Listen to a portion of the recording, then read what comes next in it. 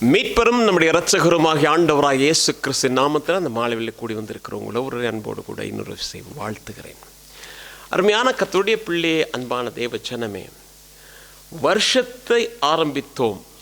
12 மாதங்கள் நாம் எப்படி ஓடினோம், எப்படி நிறைவேற்றினோம் என்று நாம் அறியோம். ஆனாலும் நாம் நிறைவுக்குள்ளான ஒரு மணித்தியாலத்துக்குள்ளே வந்திருக்கிறோம். இன்னும் சில மணி துளிகளிலே நாம் என்ன செய்ய போகிறோம் என்று சொன்னால் ஒரு புதிய ஆண்டுக்குள்ளே கடந்து போகிறோம். ஆனால் இந்த நாட்களிலே பலவிதமான போராட்டங்கள், பலவிதமான பிரச்சனைகள், பலவிதமான எதிர்ப்புகள், பலவிதமான தேவைகள், சஞ்சலங்கள் என்று நம்மை சூழ்ந்த போதெல்லாம் நம்மை ஒருவர் தூக்கி சுமந்து கொண்டு வந்தார். அவர்தான் நம்முடைய ஆண்டவர். அவர் என்ன செய்தார் என்பதை குறித்து சற்று நாம் தியானிக்கத்தக்கதாக இந்த ராத்திரி வெள்ளை கர்த்தர் நமக்கு உதவி செய்வாராக. திருப்பிக் கொள்வோம். உபாகமத்தின் புத்தகத்தில் 8ஆம் அதிகாரம் 2ஆம் வசனம். உன் தேவனாகிய கர்த்தர் உன்னை சிறுமைப்படுத்தும் படிக்கும் தம்முடைய கட்டளைகளை நீ கைக்கொள்வாயோ கைக்கொள்ள மாட்டாயோ என்று அவர் உன்னை சோதித்து உன் இருதயத்தில் உள்ளதை நீ அறியும் படிக்கும் உன்னை இந்த 40 வருஷமளவும் வனாந்திரத்திலே நடத்தி வந்த எல்லா வழியையும் நினைப்பாயாக. என்னது ஆண்டவர் சொல்றாரு, இந்த இஸ்ரவேல் ஜனங்களை பார்த்து சொல்றாரு, இந்த 40 வருஷமும் நான் உன்னை சிறுமப்படுத்தி நான் வழி நடத்தி வந்த வழியை நீ பாரு.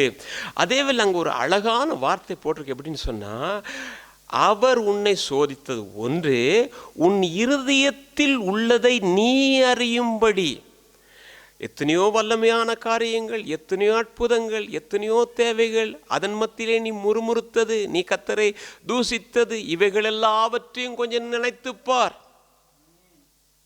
நம்ம அப்படித்தானே? எத்தனைதான் கர்த்தர் அற்புதங்கள் செய்திருந்தாலும், எந்த விதமான காரியங்கள் செய்திருந்தாலும் அந்த நேரம் ஆண்டவரை மகிமைப்படுத்துவோம். அந்த நேரம் என்ன செய்வோம்னா, இஸ்ரவேல் ஜனங்களைப் போல நாமும் முறுமுறுக்கிறவர்களாய் காணப்பட்டோம்.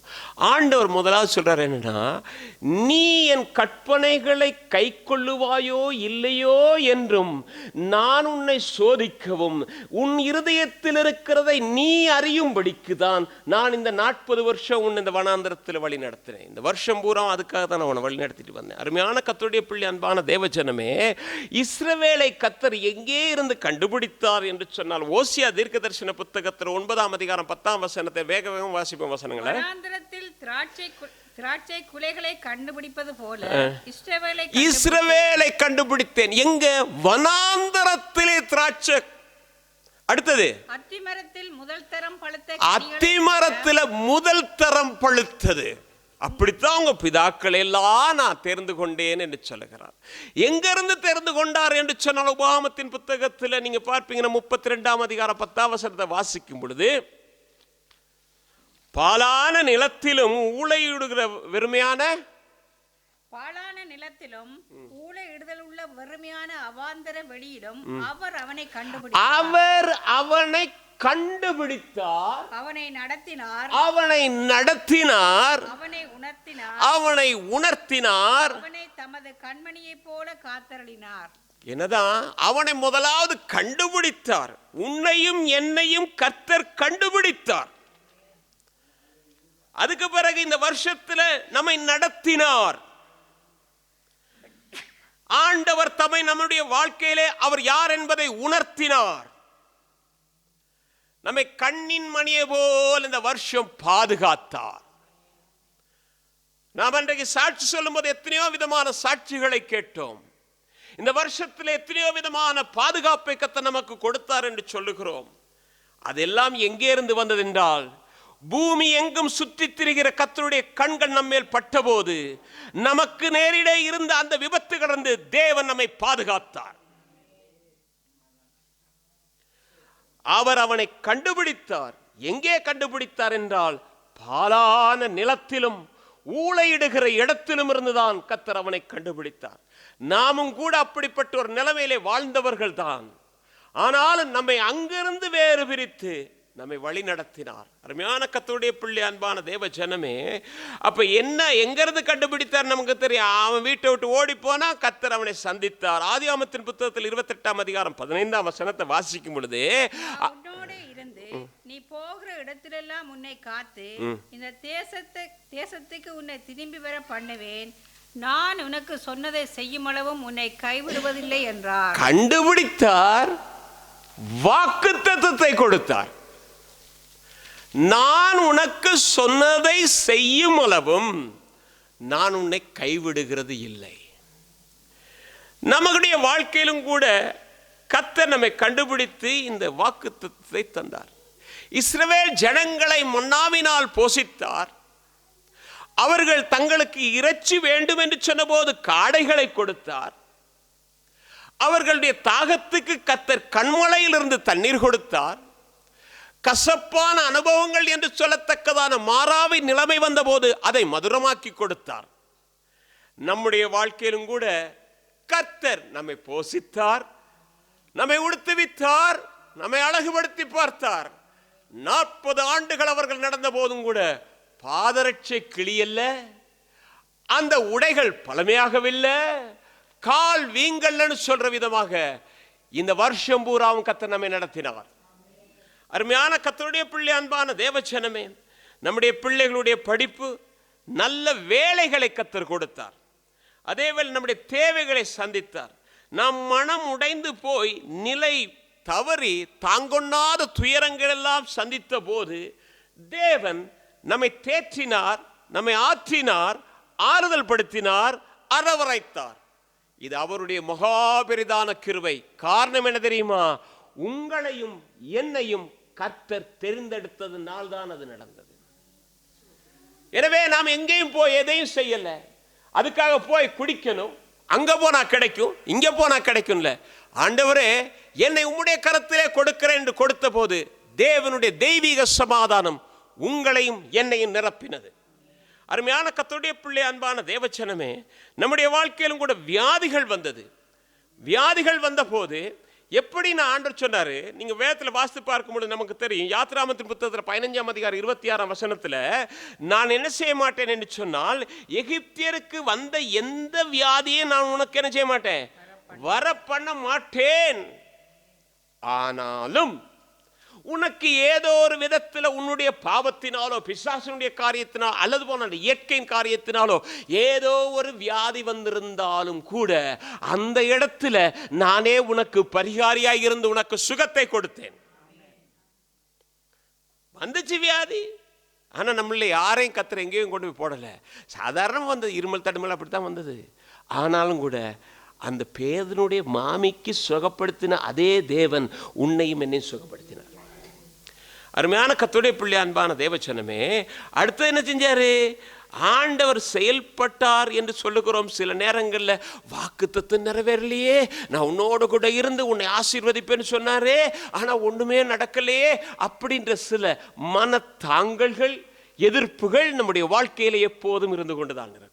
ஆனால் நான் ஒன்று சொல்லுகிறேன், என்னவென்று சொன்னால், தேவன் நம்முடைய வாழ்க்கையிலே சில காரியங்களை குறித்திருக்கிறார், அந்த நேரத்தை குறித்திருக்கிறார். அந்த நேரம் வரும் வரையிலும் கர்த்தர் நம்ம என்ன செய்கிறார் என்று சொன்னால் அப்படியே விட்டு வைக்கிறாரு. ஆனால் அதுக்கடையில் நாம் என்ன செய்யறோம், முந்திடுறோம் சில நேரம். ஆனால் சில நேரங்களில் இது என்னுடைய நேரம் என்று சொல்லி கர்த்தர் தம்மை வெளிப்படுத்துகிறார். அருமையான கர்த்தருடைய பிள்ளை, அன்பான தேவஜனமே, அப்ப சில நேரத்தில் கர்த்தர் என்ன செய்யறேன்னா, இன்னும் நான் பணியப்படணும், நான் தகுதியாகணும், அப்பதான் என்ன அந்த இடத்துல கொண்டு வந்து நிறுத்த முடியும் என்கிறது தேவனுக்கு தெரியும். நான் உங்களுக்கு சொல்வேன் என்று சொன்னா, யோசேப்பை கர்த்தர் நீங்க என்ன பாருங்க, அவனை கொண்டு வந்து போத்திபார் வீட்டில் கொடுத்தாங்க. அவன் சகோதரர்கள் எல்லாம் செஞ்சாங்க, சொப்பனத்தை கட்டினார் எல்லாம். இப்ப போத்திபார் வீட்டுக்கு வந்த உடனே என்ன செஞ்சிருக்கலாம், பார்வோனுக்கு சொப்பனத்தை காட்டியிருக்கான். காட்டிட்டு போத்திபாருக்கு ஏதாவது சொல்லிட்டு கொண்டு போய் விடு அப்படின்னு சொல்லியிருந்தா அப்பயே சொல்லியிருப்பான், அப்பயே ராஜாவாயிருப்பான். உடனே ராஜாவா இருப்பான் இல்லையா? இல்லைங்க. ஆனா என்ன தெரியுமா சொல்லுது, சங்கீதங்களுடைய புத்தகத்துல 105ஆம் அதிகாரம் 19ஆம் வசனம் நீங்க வாசித்தீங்கன்னாக்கோ, கர்த்தர் சொன்ன வார்த்தை நிறைவேறும் அளவும் அவருடைய வசனம் அவனை புடமிட்டது, அவனுடைய கால்களிலே சங்கிலிகள் மாட்டப்பட்டது, அவனுடைய பிராணன் இரும்பிலே அடைக்கப்பட்டது. எது அதுவரைக்கும் அப்படிப்பட்ட ஒரு சூழ்நிலை.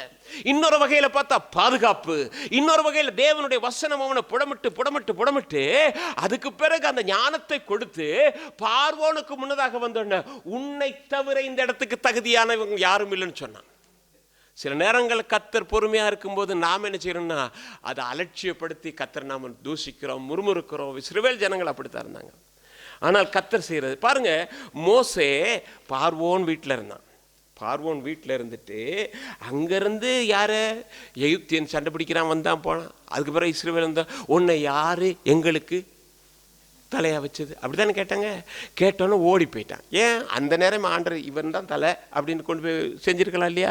பார்வன்ட்ட கொண்டு போய் இல்லை, 40 வருஷம் வனாந்திரத்தில் கொண்டு போய் அந்த ஆட்டோட ஆடாக இருந்து மேமேன்னு சத்தம் போட்டு பயச்செல்லாம் மாறினதுக்கு பிறகு கர்த்தர் சந்திக்கிறார்.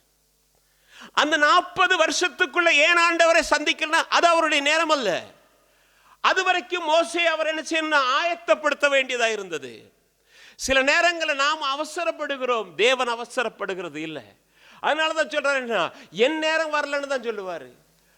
வியாதியா இருக்கிறா வந்து பாருங்க, வியாதியா இருக்கா வந்து நல்ல ஸ்நேகிக்கிறவர், எப்போ பார்த்தாலும் வீட்டுக்கு போறவர், அங்கேயே போய் சாப்பிட்றவர், அந்த குடும்பத்து மேல அன்பு உள்ளவர் என்ன செஞ்சிருக்கணும்? உடனே அங்கிருந்தே விசாரிச்சுக்கணும். 2 பேரை அனுப்பி இப்போ எப்படி இருக்கான்னு விசாரிச்சுட்டு வா. இல்லை இல்லை அவனுக்கு கொஞ்சம் வருத்தமா இருக்கு, வா அப்போ வா போ. இல்லை இல்லை, செத்து அடக்கம் பண்ணதுக்கு பிறகு அவருக்கு தெரியும், ஆறுதலா போவோம். ஏனென்றால் அவருடைய மகிமை எப்போ வெளிப்படுத்த வேண்டும், எப்பொழுது அவனை மறுபடியுமாக கொண்டு வந்து நிறுத்த வேண்டும் என்பதை கர்த்தர் அறிந்திருக்கிறார். மரியாள் ஓடி வந்து சொல்லுகிறாள், ஆண்டவரே அப்பா அந்த யார் இயேசுனோட சொல்ற, என்னது தண்ணீர் இந்த திராட்சை ரசம் முடிஞ்சிருச்சு. அப்படியா? உடனே தண்ணீரை நிரப்புங்க. நான் எல்லாம் இல்லை, என் வேலை இன்னும் வரல. இன்னைக்கு மாலை கூடி இருக்கிற கர்த்தருடைய பிள்ளை, 2025 இன்றைக்கு மாலை வேளை சில காரியங்கள் நிறைவேறவில்லை என்று நீ நினைக்கலாம். ஆனால் கர்த்தர் சொன்ன வார்த்தை நிறைவேறும். அதற்காக நீ காத்திரு. அந்த நேரம் வரும் பொழுது கர்த்தர் உயர்த்துவார். அந்த நேரம் வரும் பொழுது உன் வாழ்க்கையிலே அதிசயம் நடக்கும். ரசம் மாறும். எப்படி? அந்த தண்ணீர் சுவை உள்ளதாக மாறும். அருமையான கர்த்தருடைய பிள்ளை, அன்பான தேவஜனமே, நம்முடைய ஆண்டவர் பொய் சொல்லுகிற மனுஷன் அல்ல. அவனை நடத்தினார் என்று சொல்லி பார்க்கிறோம். ஆதியாகமத்தின் புத்தகத்தில் 28ஆம் அதிகாரம் 20ஆம் வசனத்தை வாசிக்கும் பொழுது, அப்பொழுது யாக்கோபு, தேவன் என்னோட இருந்து நான் போகிற இந்த வழியிலே என்னை காப்பாற்றி உண்ண ஆகாரமும் உடுக்க வஸ்திரமும் எனக்கு தந்து, என்னது ஆண்டு என்னது அவனை நடத்தினார். எப்படி நடத்தினாரு? அவன் சொன்ன, ஆண்டவரே நான் போற பாதையில் எனக்கு சாப்பாடு தந்து எனக்கு உடுத்த தந்தா நீர் என் தேவனாய் இருப்பீர். அவ்வளோதானே சொன்னான். ஆனால் ஆண்டவர் கைவிட்டாரா? அவனை கூப்பிட்டு போனார், சாப்பிட கொடுத்தாரு, உடுத்த கொடுத்தாரு, எல்லாம் செஞ்சார். அதே வேலை நம்ம என்ன தெரியும் செஞ்சுக்கணும்? அங்கே அவங்க போயிட்டு என்ன செஞ்சாங்க? எமோரியரை சந்திச்சாங்க இல்லையா? மோவாபியரை சந்திச்சாங்க, மீதியானரை சந்திச்சாங்க. இவங்கெல்லாம் யாரு? இஸ்ரவேலருக்கு எதிரிகள். இன்னொரு வகையில் சத்துருக்கள். அப்படித்தானே சொல்லுவீங்க, எதிரிகள் சத்துருக்கள். யாரு? மோவாபியர், எமோரியர், மீதியா, இவங்கெல்லாம் அப்படித்தானே. ஆனால் அவர்கள் அவர்களை மட்டும் சந்திக்கல, பாலாக்கையும் சந்தித்தார்கள், பிழையாமையும் சந்தித்தார்கள். பிழையாமை யாரு? சகோதரன். அப்படித்தானே? சகோதரனை பிசாசு எதுக்கு எடுத்து பாவிச்சான் தெரியுமா? சபிக்கிறதுக்காக, அவர்கள் நிர்மூலமாக்குறதுக்காக. சகோதரன் அல்லது சகோதரன் எனப்படுகிறவனாக இருக்கலாம், தகப்பனாக இருக்கலாம், தாயாக இருக்கலாம், பிள்ளையாக இருக்கலாம். இந்த வருஷத்தில் நமக்கு விரோதமாக எத்தனையோ காரியங்களை செய்திருக்கலாம். ஆனாலும் தேவன் அந்த நேரத்திலே நம்மை கைவிடவில்லை, நமக்காக எதிர் நின்றார். நீங்க வேதத்தில் பார்க்கும்பொழுது பார்த்தீங்கன்னு சொன்னா, நீங்க ஆகாப் வந்து ஒரு திராட்சை தோட்டத்தை எடுத்தான். எடுத்தபோது யாரு? எசபேல் சொன்னா, நான் உனக்கு எல்லாம் தந்துருவேன். என்ன? ஒரு நீதிமான் மேல் அநியாயமான ஒரு பழியை சுமத்தி அவனை கொன்று அதை சுதந்திரித்துக் கொண்ட போது யாருமே பார்க்கல, யாருமே பார்க்கல, தேவன் பார்த்தார். நீதிமானாகிய உனக்கு அநீதி ஏற்பட்ட போது யாருமே பார்க்கவில்லை, தேவன் பார்த்ததினால்தான் தேவன் அந்த இடத்துல அற்புதம் செய்தார். நீ வேலை செய்கிற இடத்துல அதே நடந்தது, உன்னுடைய குடும்பத்தில் நடந்தது. உன்னுடைய எதிர்பார்ப்புகள் எல்லாம் எப்படியோ இருக்கும்போது அதை தவிடுபடியாக்க வேண்டும் என்று நினைத்து ஒரு கூட்டம் எழுப்பின போதும் கூட தேவன் உனக்காக நின்றபடினாலே யாரும் பார்க்கல, அவர் அற்புதம் செய்தார். அருமையான கர்த்தருடைய பிள்ளை, அன்பான தேவஜனமே, சகோதரன் சகோதரன் எனப்படுகிறவன் என்று சொல்லி நீங்க பாருங்க. மோசே எடுத்து பாருங்களே, மோசேயோடு கூட வழி நடந்தவள் தான் இந்த மீரியாம். அன்றைக்கு எப்படி மோசேயினுடைய உயர்வை பார்த்தால், மோசேயினுடைய உயிரை பார்த்தால் எப்படியாவது அவன் ஜீவிக்கணும், இந்த உலகத்தில் இருக்கணும். அன்னைக்கு அவன் நினைச்சிருக்க கூடாது. எப்படி தெரியுமா? நான் இப்ப போயிட்டு பார்வோனுடைய குமாரத்துக்கிட்ட இவட தாயை கொண்டானா உனக்கு எப்படி தெரியும்னு கேட்பான். அப்படின்னா இத்தனை வருஷம் இந்த இத்தனை மாசம் எப்படி மறைச்சு வச்சிருக்க, இதெல்லாம் கேள்வி கேட்டா ஏன் கழுத்து போகணும்னு நினைச்சிருப்பாளா இல்லையா? அதாவது மோசேயினுடைய முன்னேற்றம் தான் எனக்கு முக்கியம். சகோதரன் அல்லவா, அவன் முன்னேற வேண்டும் என்று சொல்லி அவன் தியாகம் பண்ணிட்டு அதே மீரியாம் கடைசியில் அவனுக்கு எதிர்ப்பாய் வந்து நின்றான். என்னால கர்த்தர் என்ன சொன்னாரு? நீ எதிர்க்கிற அவன் யார் என்பது எனக்கு தெரியும். இன்றைக்கு மாலை கூடி இருக்கிற கர்த்தருடைய பிள்ளையே, உன்னுடைய வாழ்க்கையிலும் கூட இந்த வருஷத்துல உனக்கு நேசமாய் இருந்தவர்கள், உனக்கு அன்பு பாராட்டினவர்கள், ஒருவேளை உனக்கு இப்படிப்பட்ட காரியங்களை செய்த போது தேவன் அங்கே நின்றாரு. சகோதரன் எனப்படுகிறவன் என்ன செய்தான் தெரியுமா? தாவீது உரியாவின் மனைவியை சொந்தமாக்குற நேரத்தில் முதலாவது நீதிமான் மேல ஒரு அபாண்டமான பழியை சுமத்த வேண்டும் என்று சொல்லி நினைத்தான். அவனை வர சொல்லு. ஆனால் அவனோ நீதிமான், உண்மை உள்ளவனாக இருந்தான். அவன் என்ன சொன்னான்? ராஜா இல்லன்ட்டான். அப்படியா, நான் உனக்கு செய்றேன். என்ன செஞ்சான்? யோவாப் கிட்ட ஒரு துண்டை கொடுத்து, எங்க யுத்தம் மும்முரமாய் நடக்கிறதோ அந்த இடத்துல இவன் அனுப்பிவிடு. யாரு? எதிரி.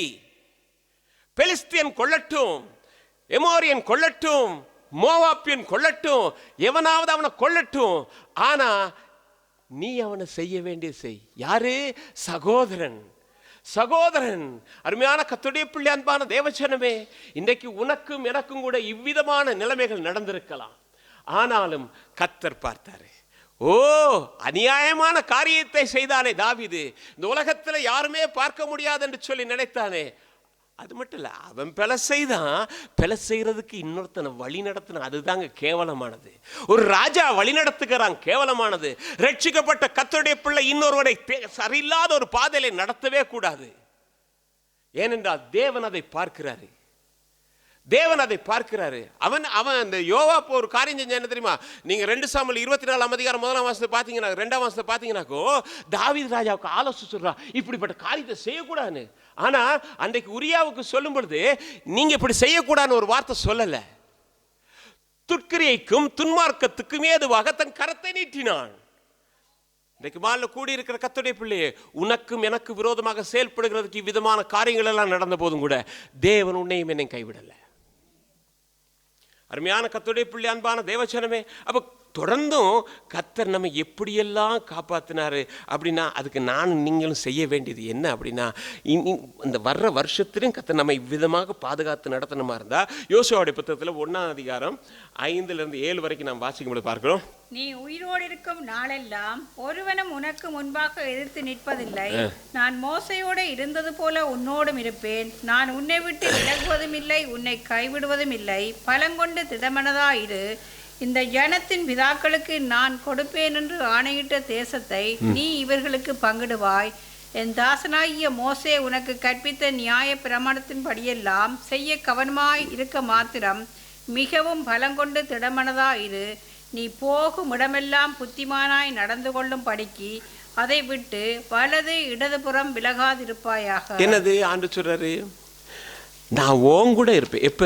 நீ உயிரோடு இருக்கிற நாளெல்லாம் நான் உன் கூட இருப்பேன்றதுக்கு இன்னொரு காரியம் என்ன தெரியுமா?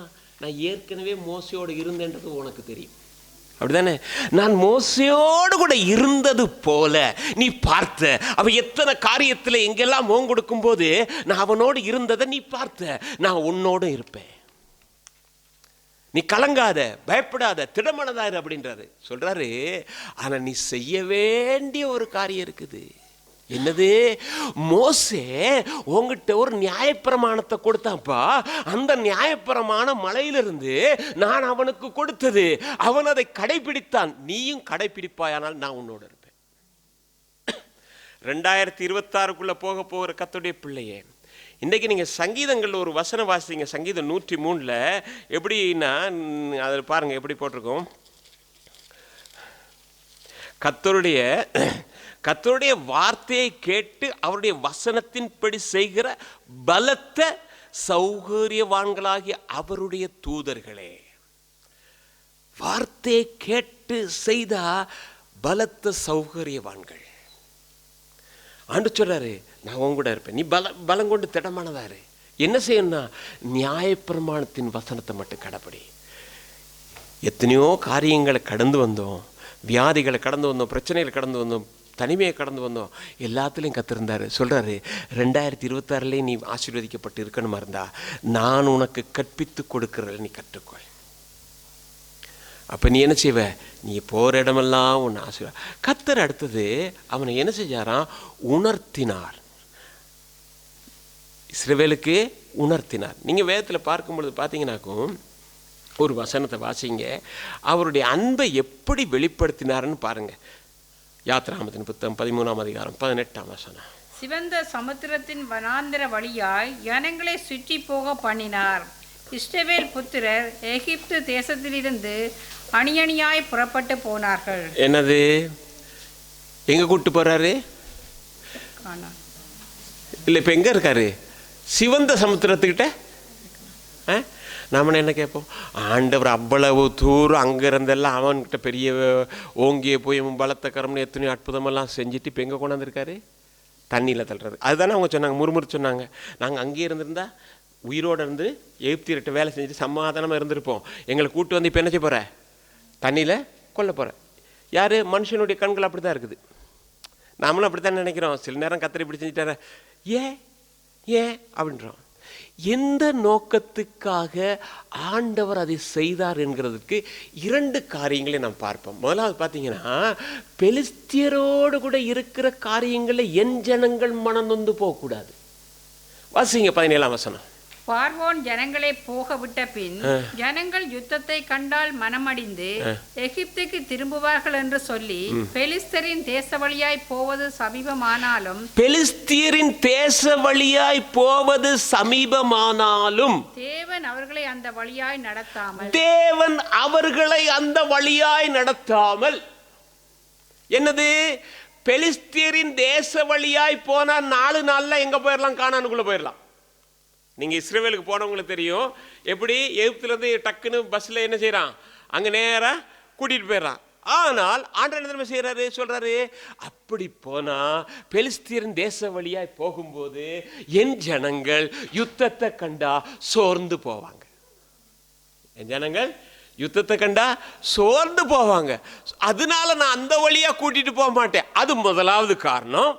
2வது, உன்னை இத்தனை தூரம் வேதனைப்படுத்தின பார்வோனையும் சேனைக்கும் நான் ஒரு முடிவு கொண்டு வர வேண்டும். எனவே இஸ்ரவேல் ஜனங்களை சிவந்த சமுத்திரத்தில் கொண்டாந்து சிவந்த சமுத்திரத்தை 2ஆ பிரிச்சு அவர்களை நடக்க பண்ணி வனாந்திர வழியாய் கூட்டிட்டு வந்தாரு. பார்வோனையும் அவனுடைய சேனையும் தண்ணிலே மூழ்கடித்தார். ஏன் ஆண்டவரே இந்த மாதிரி இந்த பாதையில கூட்டிட்டு வர்றீங்க, வனாந்தரமா சுத்தி வச்சிட்டு வர்றீங்க? ஏன்னா நீ சோர்ந்து போயிருவப்பா. நீ யுத்தத்தை கண்டா சோர்ந்து போயிருவ, இந்த பிரச்சனையை கண்டா, இந்த போராட்டத்தை கண்டா உன்னுடைய மனம் என்ன செய்யணும், கொந்தளிக்க ஆரம்பிக்கு, நீ சோர்ந்து போவ. எனவே என்ன தெரியுமா, நான் உன்னை இப்படி நடத்துறேன். இந்த வருஷத்துல நம்ம பல விதத்துல கத்தர் நடத்திட்டு வந்தாரு. ஆனா நாம நினைக்கிறேன் என்ன தெரியுமா, கத்தர் ஏதோ நடத்திட்டு போயிட்டாரு. எதுக்காக நடத்தினா தெரியுமா, நான் சோர்ந்துடக்கூடாது. பல பிரச்சனைகள் வந்தது, பல போராட்டங்கள் வந்தது, பல நெருக்கங்கள் வந்தது. ஆனாலும் கூட கர்த்தர் என்ன அந்த நேரத்தில் நம்ம தைரியப்படுத்தினார். நான் உனக்கு செய்ய போகிறது அத்தனை நன்மையாக தான் முடியும். அருமையான கர்த்தருடைய பிள்ளை, அன்பான தேவஜனமே, அடுத்து நீங்கள் பார்த்தீங்கன்னாக்கும் சோர்ந்து போகிறவனுக்கு அவர் பலம் கொடுத்து சத்துவம் இல்லாதவனுக்கு சத்துவத்தை பெருக பண்ணுகிறார். அப்படிதான் போட்டிருக்கு 40ஆம் அதிகாரம் ஏசாயா 40:20. பெருக பண்ணுகிறார், சத்துவத்தை பெருக பண்ணுகிறார். சோர்ந்து, யாரு சோர்ந்து போனவனுக்கு, எகிப்தில் பல காரியங்களை கண்டு, பிரச்சனைகளை கண்டு, போராட்டங்களை கண்டு சோர்ந்து போயிட்டோம். அந்த நேரத்தில் சத்துவத்தை பெருக பண்ணினார். அந்த பெருக பண்ணினால தான் இந்த 31ஆம் தேதி ராத்திரி அவருடைய சமூகத்தில் நான் நீங்கள் இருக்கிறோம். அருமையான கர்த்தருடைய பிள்ளை, அன்பான தேவஜனமே, சங்கீதக்காரன் அதான் சொல்றான். சங்கீதம் 71:20 நீங்க 29 பார்த்தீங்கன்னா எப்படின்னா, 20 பார்த்தீங்கன்னா, அநேக இக்கட்டுகளையும் ஆபத்துகளையும் காண செய்த என்னை நீர் மறுபடியும் உயிர்ப்பித்து பூமியின் பாதாளங்களிலிருந்து ஏறி வர பண்ணினீர் ஆண்டவரே. நினைச்சாங்க பூமியோட போயிட்டான், பாதாளத்துல போயிட்டான்னு. ஆனால் கர்த்தர் ஏறி வர பண்ணினார். உங்க வாழ்க்கையிலும் என் வாழ்க்கையிலும் கர்த்தர் செய்தார். அநேக கட்டுகள், அநேக ஆபத்துகள். எங்கே போனாலும் இருக்கும், அங்கே போனாலும் இருக்கும், இங்கே போனால் சொந்தக்காரன் பிரச்சனை, உள்ளவன் பிரச்சனை, குடும்பத்தில் பிரச்சனை, வியாதிகள் இப்படியெல்லாம் பல விதத்திலும் பிசாசு போராடி நம்ம அப்படியே இல்லாமக்கொன்னு பூமியின் பாதாளம், அதிலிருந்து வர்றதுக்கு வழியே இல்லை. அவன் தொலைஞ்சான்ற நிலையில இருக்கும் பொழுது கர்த்தர் ஏறி வர பண்ணி என்ன செய்தாரா? என்னை உயிர்ப்பித்து என் மேன்மே பெருகச் செய்தார். நீங்க பார்த்தீங்கன்னா 71 என் மேன்மே பெருக பண்ணி மறுபடியும் என்னை தேற்றினீர். தேவ பிள்ளை, இந்த வருஷத்தில் உன்னையும் என்னையும் பூமியின் பாதாளங்களிலிருந்து கர்த்தர் ஏறி வர பண்ணி உன்னையும் என்னையும் தேற்றி உன்னையும் என்னையும் மேன்மைப்படுத்தினது உண்டானா தேவனுக்கு நாம் நன்றி உள்ளவர்களாக இருக்கணும். இது மனுஷனால் ஆனதில்லை, மனுஷனால் செய்ய முடியாது. மனுஷன் எப்போ என்ன செய்வான்னா எங்கேயாவது கொண்டு போய் தள்ளி விட பார்ப்பான். ஆனால் தேவன் பார்க்கிறாரு. ஓ, ஒன்று அங்கே இருக்கிறியா, நீ ஏறி வர்றதுக்கு நான் என் கை தர்றேன், நீ அமிழ்ந்து போக மாட்ட. படகு அப்படியே கவுள்றதுக்கு ஏதுவாக இருக்குது. ஏசு அந்த நேரம் வர்றாரு. ஆண்டவரே, நீர்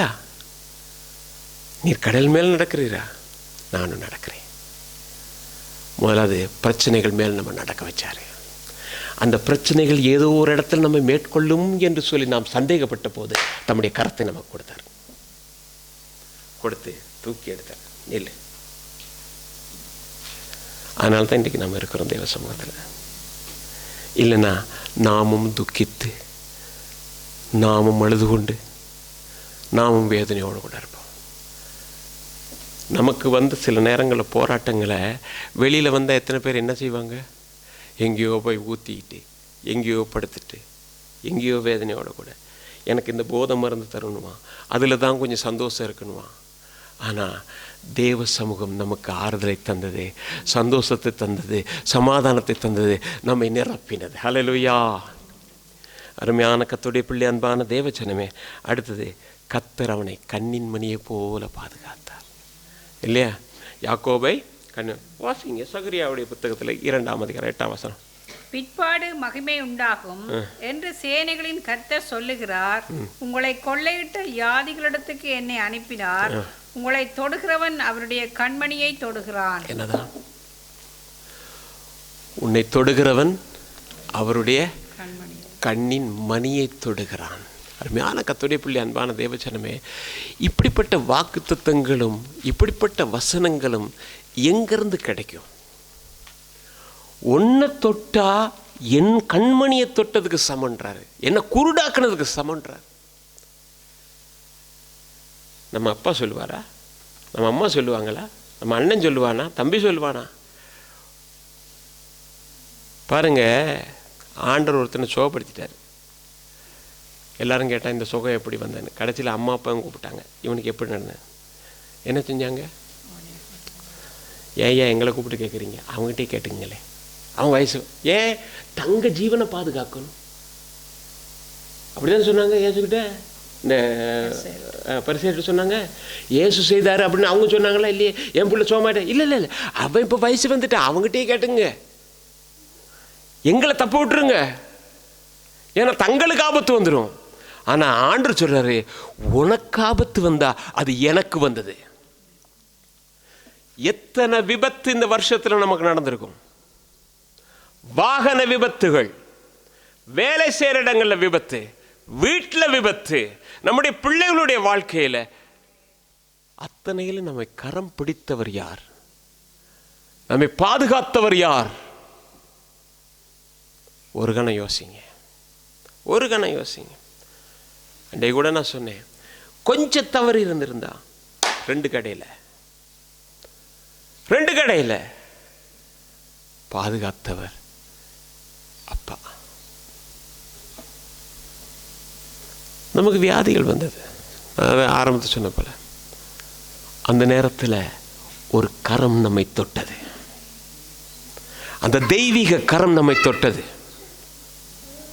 அந்த தெய்வீக கரம் நமக்கு சுகத்தை கொடுத்தது. அருமையான கர்த்தருடைய பிள்ளை, அன்பான தேவச்சனமே, அதான் வேதத்தில் சொல்லப்பட்டிருக்குது.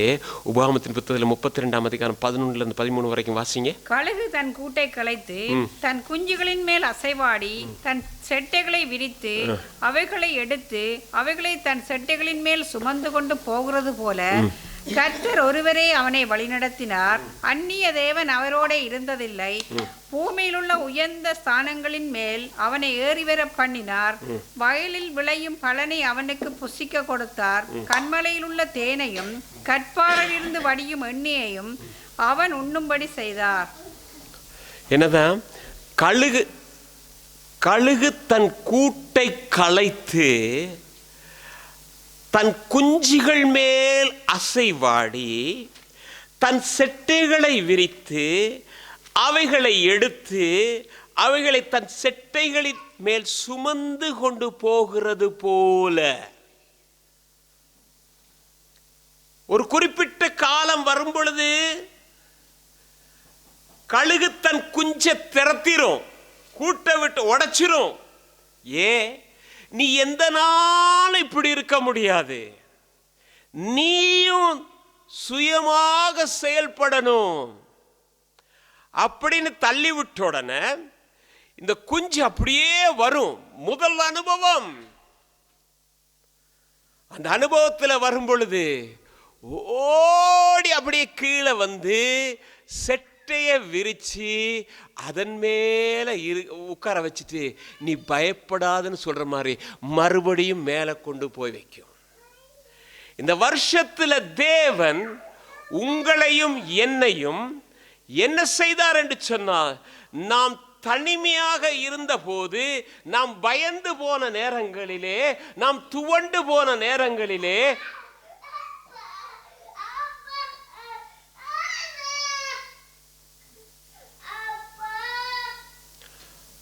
துவண்டு போன நேரங்களிலே தேவன் உன்னையும் என்னையும் தூக்கி மேலே சுமந்து கொண்டு போய் வைத்தார்.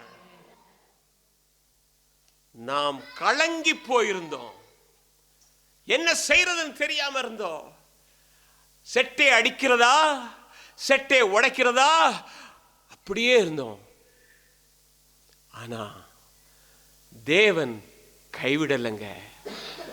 நான் உன்னை சுமந்துகிட்டு வந்தேன்ப்பா. எப்படி சுமந்தார் என்று சொன்னால், ஏசாயா தீர்க்கதரிசி எப்படி அவர் என்ன செஞ்சாரு? ஒரு தகப்பன், முதலாம் வாசிங்க ஏசாயா 49:15. ஸ்திரீயானவள் தன் கற்பத்தின் பிள்ளைக்கு இறங்காமல் தன் பாலகனை மறப்பாளோ? அவர்கள் மறந்தாலும் நான் உன்னை மறப்பதில்லை. என்னது? ஸ்திரீயானவள் தன் கற்பத்தின் பிள்ளையை மறப்பாளோ? அவ ஒருவேளை மறந்து போனாலும் கூட நான் உன்னை மறக்கிறதில்லை. ஏனென்றால் நான் உன்னை என் உள்ளங்கையிலே வரைந்து வைத்திருக்கிறேன். நீங்க பாட்டு படிச்சீங்க, பலர் சபித்து என்னை தூற்றும் போதெல்லாம் என்னை உம்முடைய உள்ளத்துக்குள் மறைத்து வைத்தீர் ஆண்டவரே என்று சொல்லி எத்தனையோ விதமான அம்புகள் வில்லுகள் உன்னையும் என்னையும் நோக்கி வந்தது, அத்தனையும் சபித்து வந்தது. ஆனாலும் தேவன் உன்னையும் என்னையும் தம்முடைய மறைவிலே ஒளித்து வைத்தார்.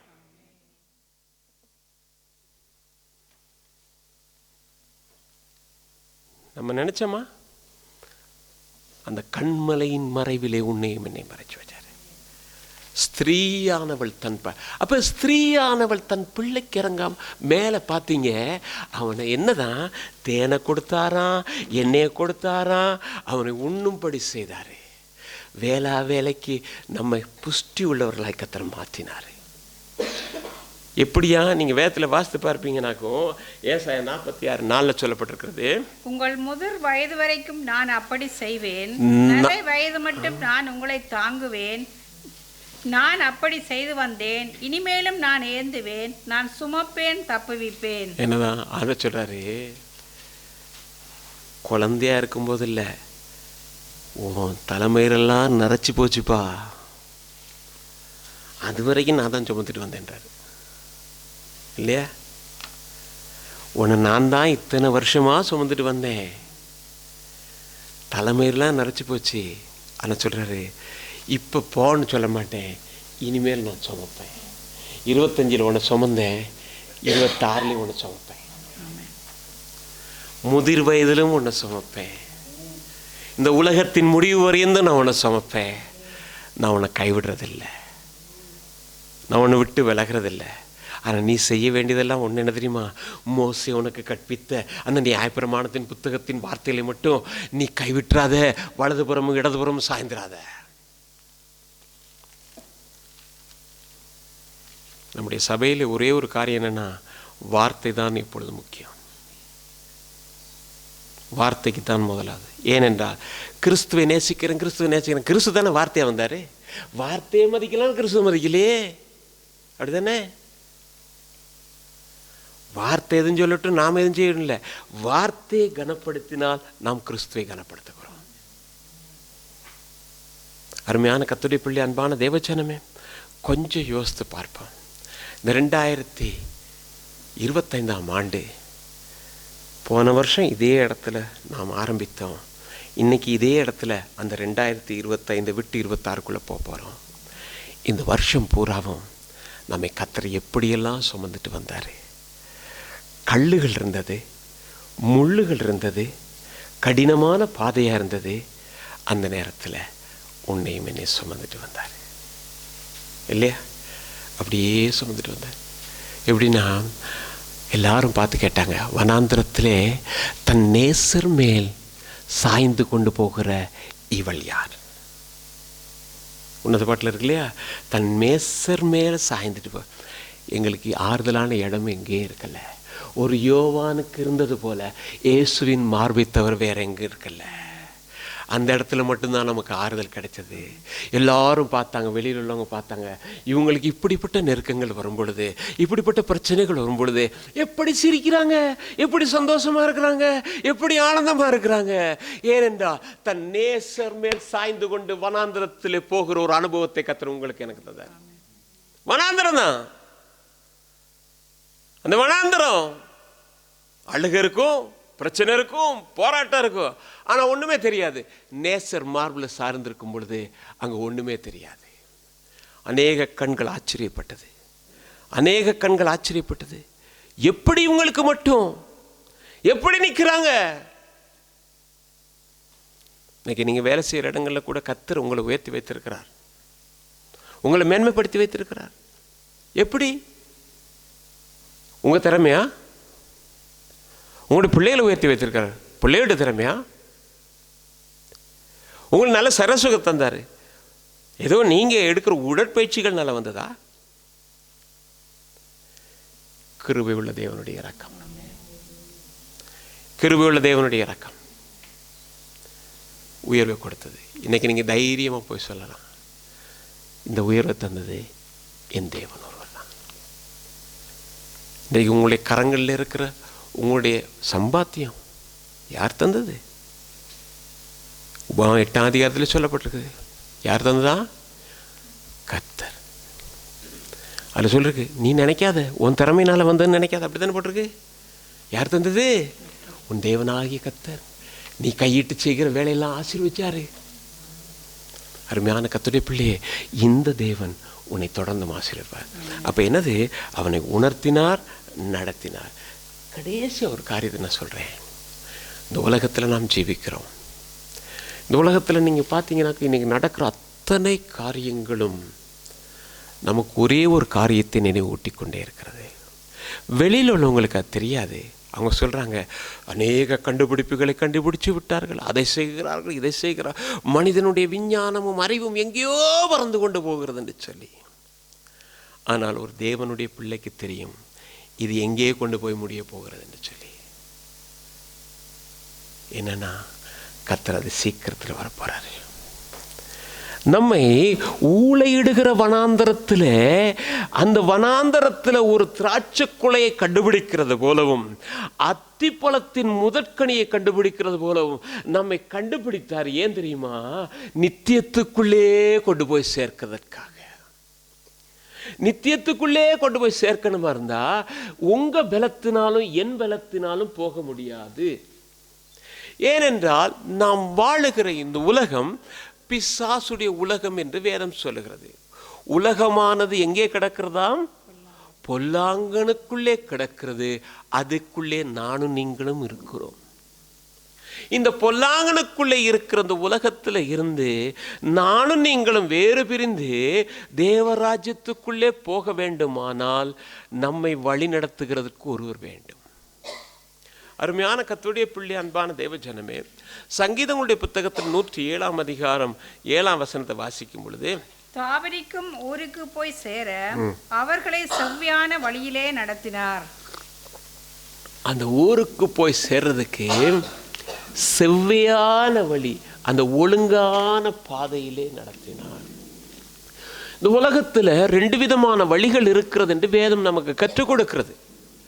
ஒன்று விசாலமான வழி, இன்னொன்று குறுகிய வழி. இல்லையா? 2 வழி. எல்லாருக்கும் எதில் நடக்க ஆசை தெரியுமா? கையை வீசிட்டு அப்படியே போகலாம். அது யாரு? ரட்சிக்கப்பட்ட கர்த்தருடைய பிள்ளைகளுங்க அது ஆசை. எப்படி அப்படி போனோம்னா லேசாக போயிடலாம். அப்படி போனால் போயிடலாது, வேற எங்கேயும் தான் போய் நேரம். அங்கே போய் நிற்போம். அது பார்க்க அழகாக இருக்கும். அடடா என்ன மாதிரி இருக்குது. நாம் பரலோகத்துக்கு போகிறோன்னா இது இப்பயும் இடுக்கமாக இருக்கு, அங்கே இதை விட இடுக்கமாக இருக்குமோ? ஒருத்தர் மேலே கூப்பிட்டு போயிட்டு கேட்டாராம், நீ எங்கே போகணும்? கொண்டு போய் காட்டினாராம். காட்டினாங்க, எல்லாம் அழகாக இருக்குது. அது அவன் சொன்னானா, அவங்க போனோன்னா அவங்க சொன்னாங்க, வாங்க வாங்க வாங்க, சந்தோஷம் வாங்க, உள்ளே வாங்க அப்படின்னு எல்லாம் காட்டின ஒரு சரியாக சந்தோஷம். மேலே போகணும். அவன்கிட்ட கேட்டால் எங்கே போகணும்? நான் அந்த அங்கே தான் போகணும் அப்படின்னு. கீழே வந்துட்டு உள்ளே கூப்பிட்டு போனேன்னா அவன் கூப்பிட்டு போனானா. கூப்பிட்டு போனால் அங்கே எல்லாம் அழுகுறானா, கத்துறானா.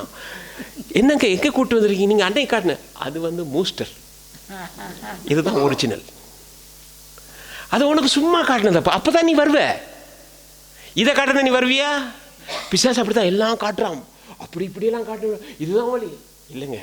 இடுக்கமான வாசல் வெளியே போகிறதுக்கு, தெரிந்து கொள்றதுக்கு நம்மை ஆயத்தப்படுத்தணும்.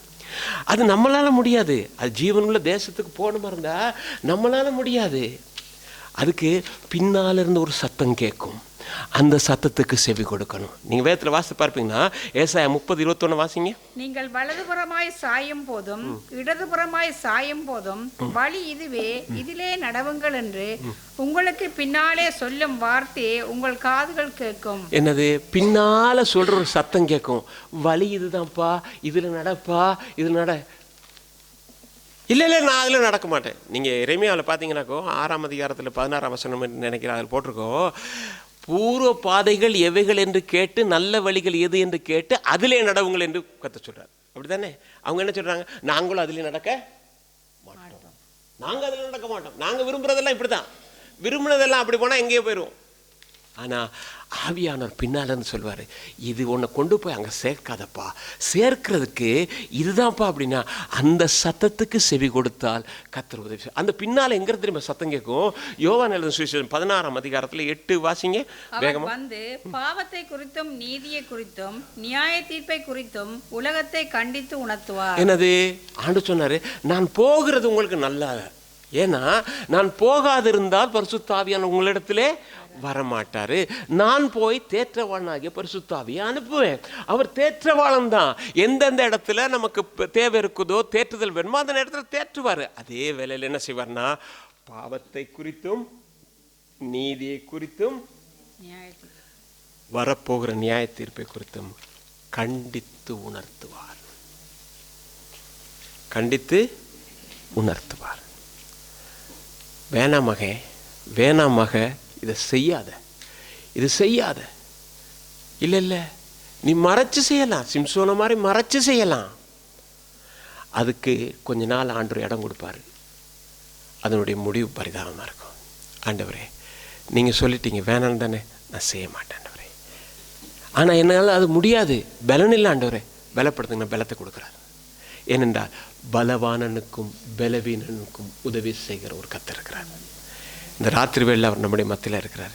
ஆண்டவர்கிட்ட சொல்லுங்கள், ஆண்டவரே என்கிட்ட பலன் இல்லை, ஆண்டவரே என்கிட்ட பலன் இல்லை, ஆகவே நாம் என்ன செய்யணும், அந்த வார்த்தையை அப்படியே கீழ்ப்படிந்து அந்த வார்த்தைக்கு நடந்தோம்னாக்கும் நம்ம துக்கத்துக்குள்ளே போக மாட்டோம், சந்தோஷத்துக்குள்ள. வேதத்தில் வாசிங்க, சங்கீதம் 119:92 வாசிங்க. உமது வேதம் என் மனமகிழ்ச்சியாய் இராதிருந்தால், உமது வேதம் என் மனமகிழ்ச்சியாய் இராதிருந்தால் துக்கத்திலே அழிந்து போயிருப்பேன். இப்போ சந்தோஷம் ஏன் தெரியுமா? வேதம் என் மனமகிழ்ச்சி, வேதம் என் ஆறுதல், வேதம் என்னை நடத்துகிறது, வேதம் என்னை சுமக்கிறது, வேதம் என்னை எல்லா விதத்திலும் என்னை என்ன செய்யணும், வேறு பிரித்து கொண்டு போகிறது. அருமையான கர்த்தருடைய பிள்ளையே, அவனை நடத்தினார் எங்கே என்றால் ஊருக்கு போய் சேர்ற இடம். நம்முடைய ஊர் பரமக்கானன் அங்கே இருக்குது. அங்கே போய் சேர்றதுக்கு கர்த்தர் நம்மை வழி நடத்த. நமக்கு ஒரு கொஞ்ச நேரம் இருக்குது, நல்ல ஆவியில் நிறைஞ்சி கர்த்தரை மகிமைப்படுத்த போகிறோம். ஏன்னா இந்த வருஷம் பூராவும் கர்த்தர் நமக்கு செய்த நன்மைகள் எத்தனை எத்தனை. வியாதிகள் வந்தது, பிரச்சனைகள் வந்தது, தனிமை வந்தது, போராட்டங்கள் வந்தது. அத்தனை நெருக்கங்கள் மத்தியிலும் தாய் தன் பாலனை மறந்தாலும் நான் உன்னை மறக்கிறதில்லை. ஸ்திரியானவள் தன் பிள்ளைக்கு இறங்காமல் இருப்பாளோ அவள் மறந்தாலும் நான் மறக்கிறதில்லை. ஏனென்றா உன்னை உள்ளங்கையிலே வரைந்து வைத்திருக்கிறேன். நான் உன்னை மறந்தா என் வலது கை தன் தொழிலை மறப்பதாகன்னு சொன்னவர் உன்னையும் என்னை அப்படி. எல்லாரும் கொஞ்ச நேரம் எழுந்துருது, நல்ல ஆவியில் நிறைஞ்சு கர்த்தரை மகிமைப்படுத்துங்க. ஆவியில் நிறைஞ்சு அப்படியே புது வருஷத்துக்குள்ளே நாம் கடந்து போவோம். ஹல்லேலூயா, ஹல்லேலூயா, ஹல்லேலூயா, ஹல்லேலூயா. அப்பாமே நன்றியோடு துதிக்கிறோம், சோதரிக்கிறோம், நன்றியோடு துதிக்கிறோம், நன்றியோடு துதிக்கிறோம், நன்றியோடு துதிக்கிறோம், நன்றியோடு துதிக்கிறோம். அப்பா ஸ்தோத்திரம், நல்ல வாய்த்தர ஸ்தோத்திரம் பண்ணுங்க. ஹல்லேலூயா, ஹல்லேலூயா.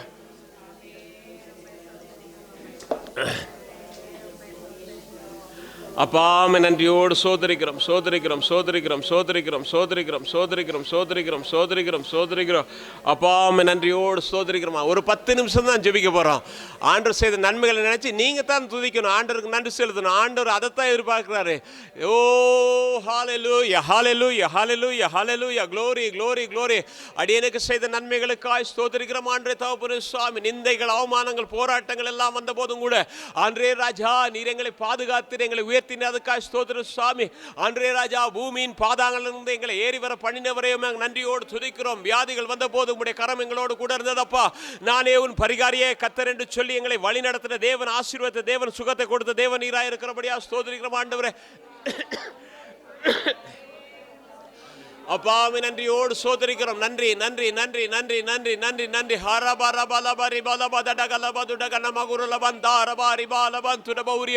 ஓ க்ளோரி, க்ளோரி.